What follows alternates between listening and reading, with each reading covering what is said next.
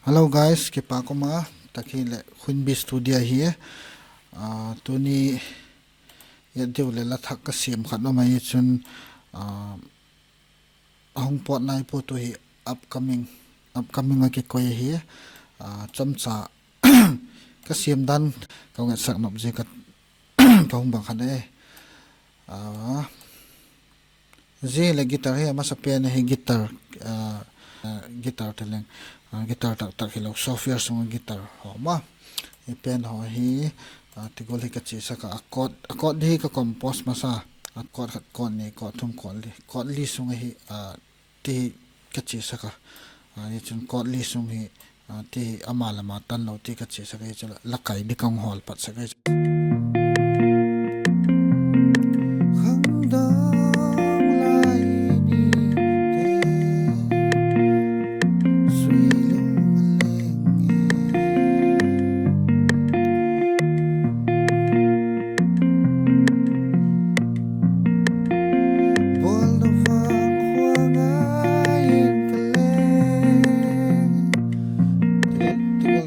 dan vel zo ka play vel sa ka hi cha kai di kha ka kong siam a thu di kha to kong siam to tok se ka hi chun hi zo ka chai tai ka ti phan le recording ti kha kong siam zo adang pang ma et nai lo instrument mong adang et nai lo te ko la kha kong pat se ka ji chun zigola chu hi ti ko kha recording kong bola recording ka chai pha le mixing tigul bela so kong bon kita khang dong lai ni te sui lung leng chun le zuang lim noai lengi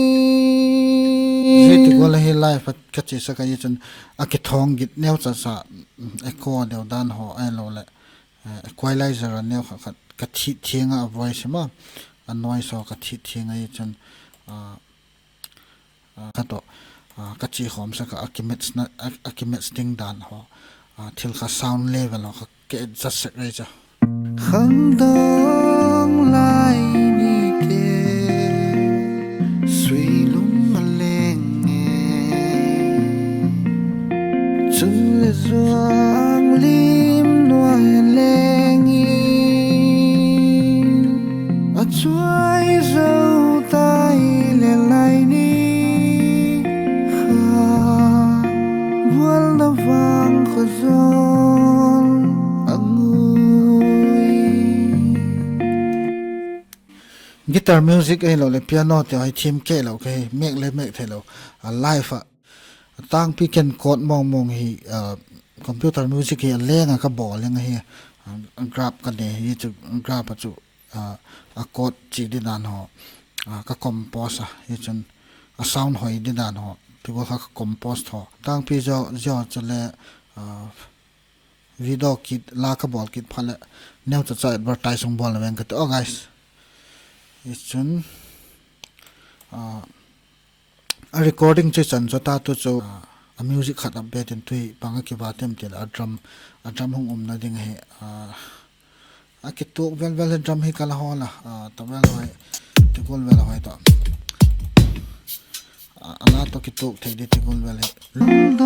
loops ki tin tin ama lama ki sim sa net ho search de tu hi a drum to ngai to a drum khat ka set sa ma ji cho to tui a drum ki hab beta khang dong lai ni ke sui lung leng chun le zuang lim noai lengi a chuai zo tai le lai ni kha wal na wang kho zon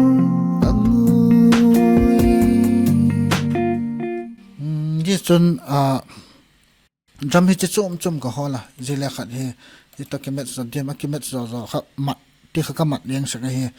ita kha khat be ba ngai ki tuna drum beat style dang khat to khang dong lai ni ke suy lung leng nghe chân le doang lim doai leng yi chuk kimet sla deu ka sa ki tuk zo ka sapodana kha kamanga ye chun awana ano he ala a melody fakte dem guitar a jam dema plucking deu dan vel khut chi mai ding khat ka koi kita hi chato final ti mai leng atang pickable dan amena adang ho ki hab be na lo tam zol ki hab be na lo te gol bak ngai thei di mai hong po na cho te gol he bak ngai khom te o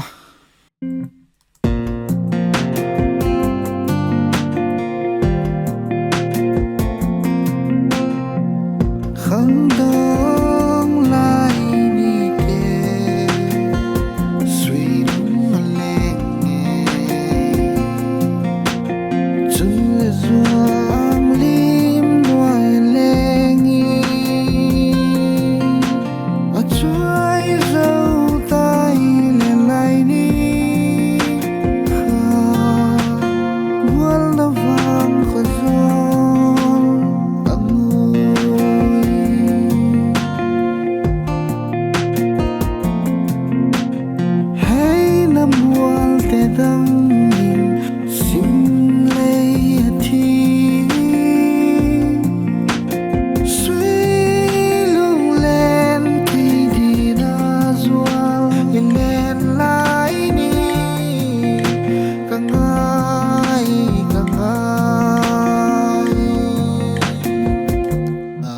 tak cheng chu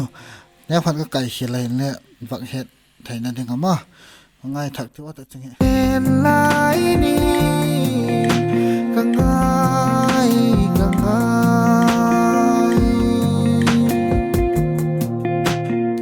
the goal to here guys can level ka sim phan music ka sim sek dan simple thing set deu khun ka sima hi chun tabang music lam hi ta lang tu ko la bhai lung du le comment nei bol pe kun lang hi chun la doi lo na le comment khanung gen pik le chun guys sui lung le